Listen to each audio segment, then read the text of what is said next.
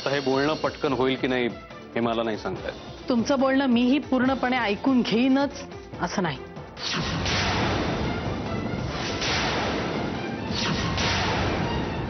हे तर तुम्ही आधीच केलं, म्हणून तर मला मिरजेवरून इथपर्यंत यावं लागलं ना.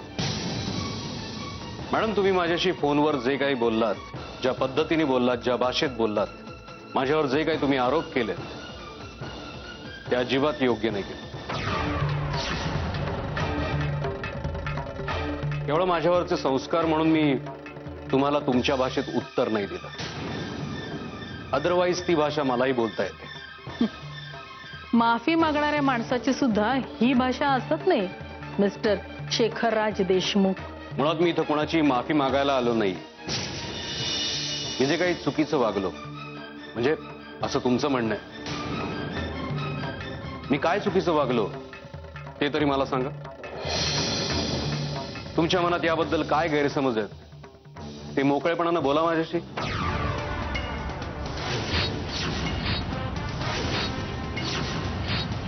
बरोबर,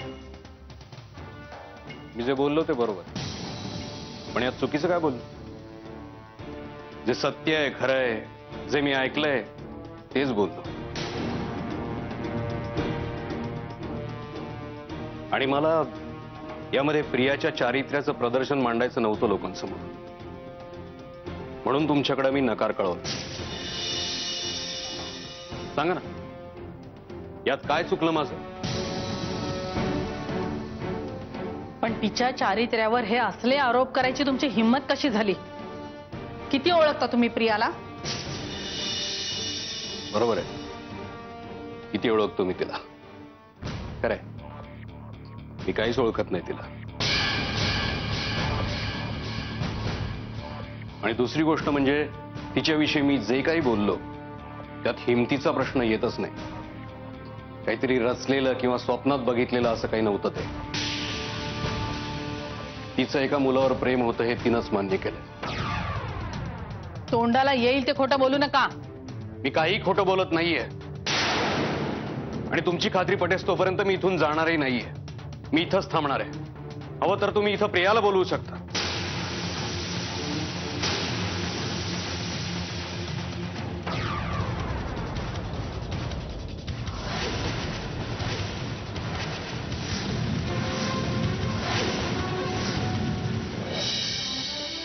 अगं झालं ना समजा व्यवस्थित. तुझ्या नवऱ्या वाचून काय अडलं का माझं? हा? व्यवस्थित झालं. लावलाच का फोन पुन्हा? हे तुझं बरं आहे ग. म्हणजे काय बी झालं तरी तुला बी त्याच्या वाचून जमत नाही आणि त्याला तुझ्या वाचून करमत नाही. जरा काय झालं की लावला फोन. अगदी लहान पोरासारखं आहे बघ तुझं. जरा काय झालं की आईशीला सांगायला जायचं. किती साधी आहेस का तू. आई बिगर चलत नाही ना, तसं आहे बघ तुमचं. नाही तसं नाही आजी, त्यांना काळजी वाटेल ना. कसं डॉक्टरांनी सगळं नॉर्मल आहे असं सांगितलं म्हटल्यावर त्यांच्याही जीवात जीव येईल. म्हणजे त्यांना काळजी नको वाटायला म्हणून मग आपलं मी फोन लावते. करू ना? कर बाई फोन कर. कठीण आहे ग बाई तुझं.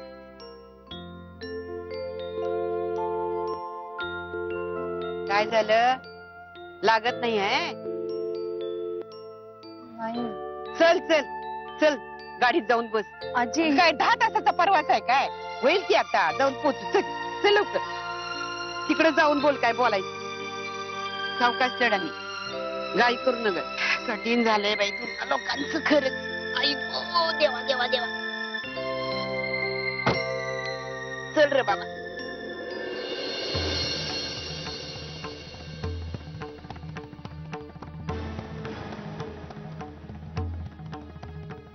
काय प्रकार चालले आई? कोण आहे ते? सत्यजित, हे शेखरराज देशमुख. हो, पण यांनी ऑलरेडी त्यांचा नकार आपल्याला कळवलाय. आपल्याला तो कळलाय.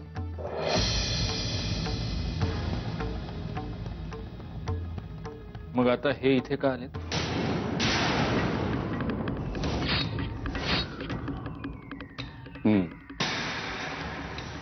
मिस्टर सत्यजित मुधोळकर. कळेल. आय मीन तुम्हाला कळायलाच हवं. कसं ना, मला इथे येण्यात अजिबात इंटरेस्ट नव्हता, पण केवळ तुमच्या आईंमुळे आणि तुमच्या प्रियामुळे मला माझं मिरजेतलं महत्वाचं काम सोडून यावं लागलं. का आमंत्रण होतं? नाही, येणं गरजेचं होतं. काय माझ्या सभ्यपणाला तुमच्या आईंनी उद्धटपणा ठरवला. माझ्यातले दोष झाकण्यासाठी मी हे आरोप करतोय असं त्यांनीच माझ्यावर आरोप केला. आणि हा असा आरोप मी सहन नाही करणार. म्हणूनच मला फोनवर बोलायचं नव्हतं, प्रत्यक्ष भेटून सांगायचं होतं. मी तुमच्या प्रियाबद्दल जे काही सांगितलंय ते खरंच आहे मिस्टर सत्यजित.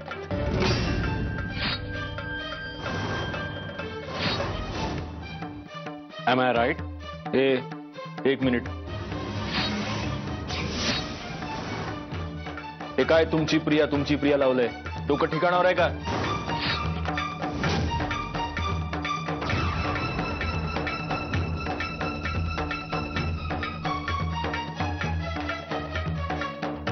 आवाज मलाही चढवताय तो मिस्टर सत्यजित, त्यामुळे माझ्याशी शांतपणे बोला.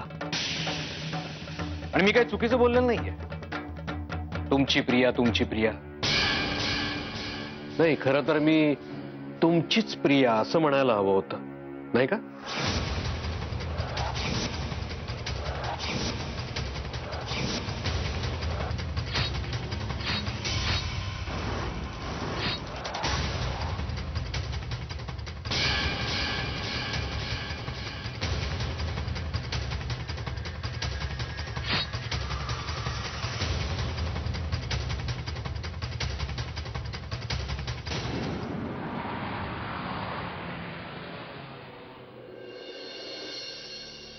काय चाललंय तुझं? कशा पायी तरास करून घेतेस? अहो तसं नाही आजी, त्यांच्याशी महत्वाचं बोलायचं होतं मला, आणि बघा ना नेमकं फोनच लागत नाहीये. मगाधरनं बघतीये सारखा फोन लावत बसली असतो. आता फोन लागत नाही म्हणून फोनला शिक्षा करणार आहेस होय? हा? एवढं पिरेंबी तरास देऊन जाते बघ. हा? नाही, जीव असतो या म्हणून तर कुणासाठी तरी जीव तुटतोय. बाकी काय नाही ग. काय काळजी करू नकोस. आता 5 मिनिटात पोहोचू आपण घरला. जरा धीर धर. तसं नाही आजी. अहो मगाशी यांची गाडी पंक्चर झाली होती ना, मग मी विचार केला की जाता जाता यांना गाडीत बरोबर घेतलं असतं आपल्या, पण नेमका फोनच लागत नाहीये. शिमी घरातून निघतानाच विचारायला होतं तुम्ही नेमके कुठे आहात म्हणून. किंवा असं तर नसेल झालं, म्हणजे गाडी दुरुस्त झाली असेल आणि हे थेट क्लिनिकला गेले तर काय, मला खरंच कळत नाही. शहाणी आहेस का तू? कशा पायी एवढी काळजी करतेस? एवढी काळजी करू नका ग पोरे. तुम्ही दोघं ना लहान पोरांसारखे हात बघा, दुसरं काय नाही. शांत राजा. अरे ये दादा, जरा दमानं घे की. केवढी गाई, हिच्यासारखी तुला बी गाई झाली वे.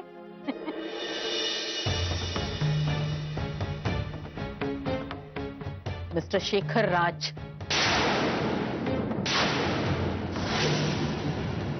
इतका वेळ मला वाटत होतं की तुमची बुद्धी भ्रष्ट झालीये, पण नाही.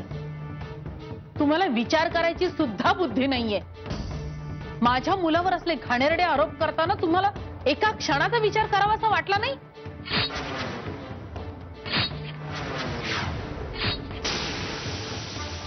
लाज नाही वाटत असले आरोप करायला? त्यापेक्षा तुम्ही तुमच्या मुलालाच हे आरोप खरेत का खोटे आहेत असं का नाही विचारत?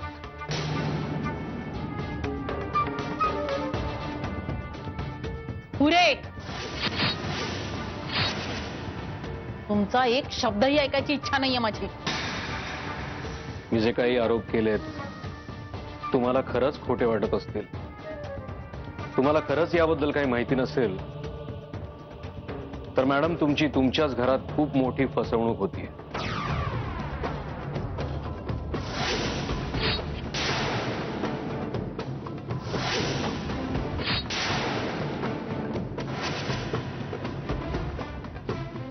कुणी रस्त्यावरच्या संबंध नसलेल्या माणसाने मला हे सांगितलंय आणि मी हे आरोप केले तसं नाहीये.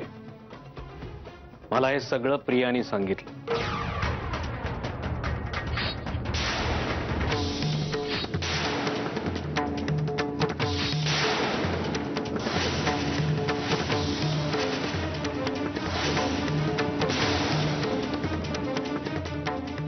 मला प्रियानं जे काही सांगितलं त्यावरूनच मी हे बोलतोय.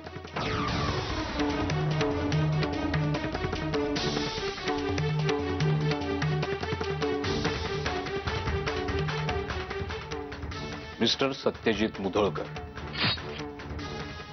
तुमच्या लग्नानंतरही तुमचे आणि प्रियाचे संबंध होते. हे प्रियानंच मला सांगितलं. माझ्या आयुष्यात यापूर्वी माझं एका मुलावर प्रेम होतं. कॉलेजमध्ये असताना आजकाल काय प्रत्येकाचं असं काही ना नाही. काहीतरी.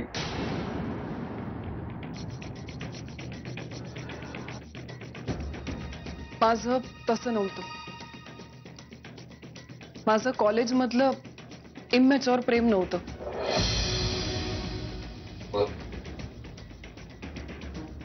माझं ज्या मुलावर प्रेम होतं तो याच घरात राहतो.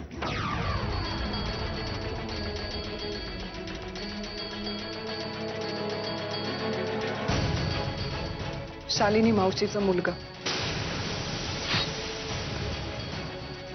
सत्यजित मुधोळकर.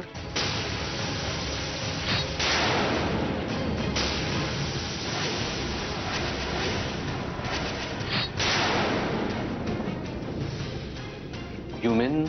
हो, माझं त्याच्यावर प्रेम आहे आणि मला ही गोष्ट तुमच्यापासून लपवायची नव्हती. पण सत्यजित मुधोळकर, आय मीन त्यांचं तर लग्न झालंय ना? माझं लग्न आधीपासून त्याच्यावर प्रेम आहे.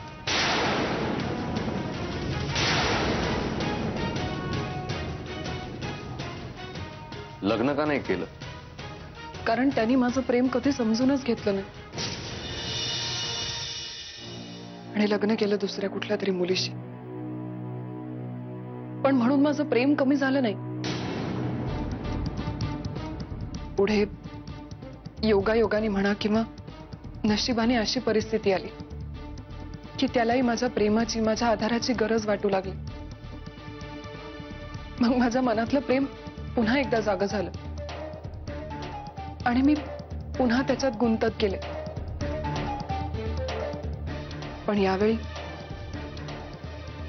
आम्ही दोघंही ते प्रेम जगत होतो आणि त्या प्रेमातून आम्ही खूप जवळ आलो. खूप जवळ. काही काळापुरत्या का होईना, पण आम्ही मर्यादा ओलांडल्या.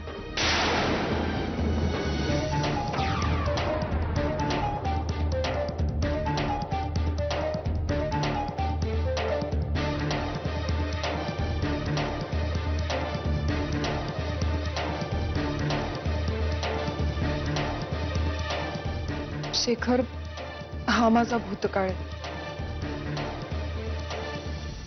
पण हा मला तुमच्यापासून लपवायचा नव्हता.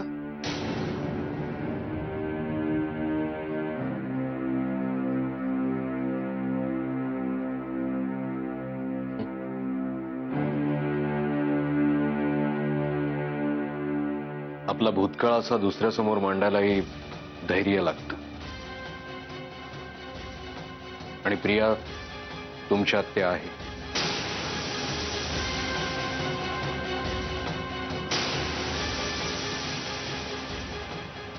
शेखर, जर माझ्या या सत्यासकट तुम्ही मला स्वीकारणार असाल तर मी शब्द देते, माझ्या भूतकाळाची सावली मी आपल्या संसारावर कधी पडू देणार नाही. वचन देते मी तसं.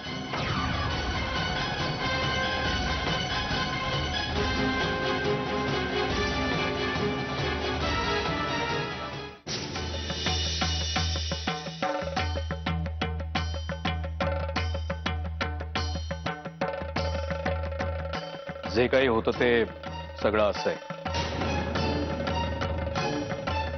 यातला एक शब्द जरी खोटा असला तरी आयुष्यभर मी तुमचा चाकर बनून राहायला तयार आहे.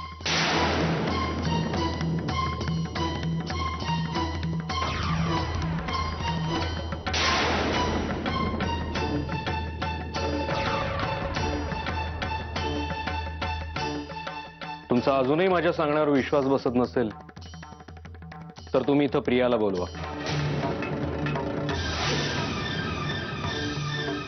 खरं काय खोटं काय हे तिला विचारा. माझी तयारी.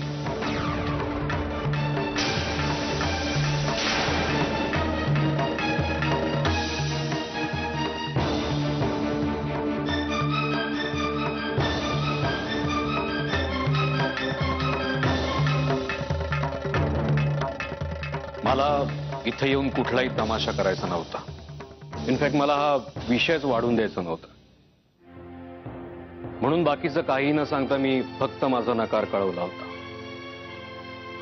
पण तुम्ही लोक इतक्या मुळाशी गेलात आणि माझ्यावर भलते सलते आरोप केलेत म्हणून मला इथं यावं लागलं. प्रियाला इथं बोलून खरं खोटं करणं हे किती लाजिरवाण आहे, किती असंस्कृतपणाचं आहे, असभ्यपणाचं आहे हे मलाही कळत आहे. त्यामुळे असलं काहीही मी करणार नाही. तुमचं पर्सनल आयुष्य तुम्ही कसं जगताय तुमच्या घरात हा काय माझा विषय नाही. पण कोणाविषयी गैरसमज करून त्याच्यावर असे आरोप करू नका एवढीच माझी रिक्वेस्ट आहे.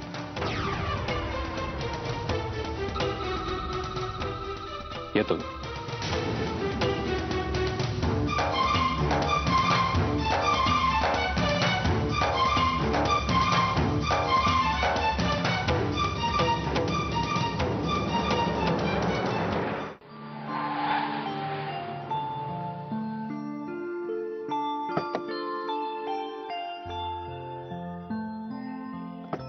या आजी.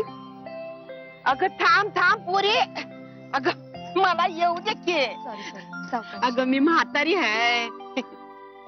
तुझ्या संगती पळू शकणार नाही बघ. घर दिसल्यावर लागली लगेच ताबडतोब धावायला. नाही. मला माहिती आहे डॉक्टरनी सांगितले तू बरी आहेस म्हणून. काय झालेलं नाही तुला. चल चल घाई झालीये नवऱ्याला भेटायची. चल.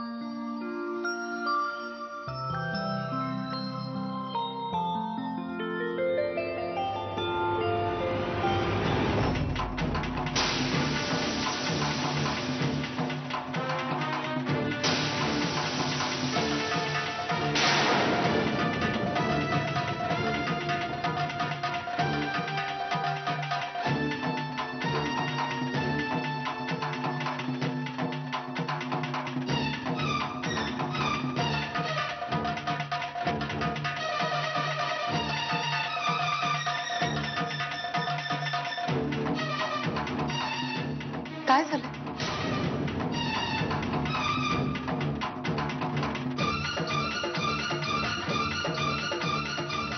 आई आई काय झालं?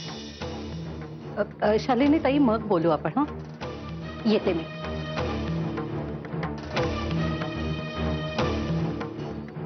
आई काय चाललंय? आणि मी आता ज्यांना बाहेर बघितलं ते कोण होते? आई अहो काय झालं मला सांगा ना प्लीज. सत्यजित मला तुझ्याशी बोलायचंय. तुझी इच्छा असेल तर माझ्या रूम मध्ये बोलूया.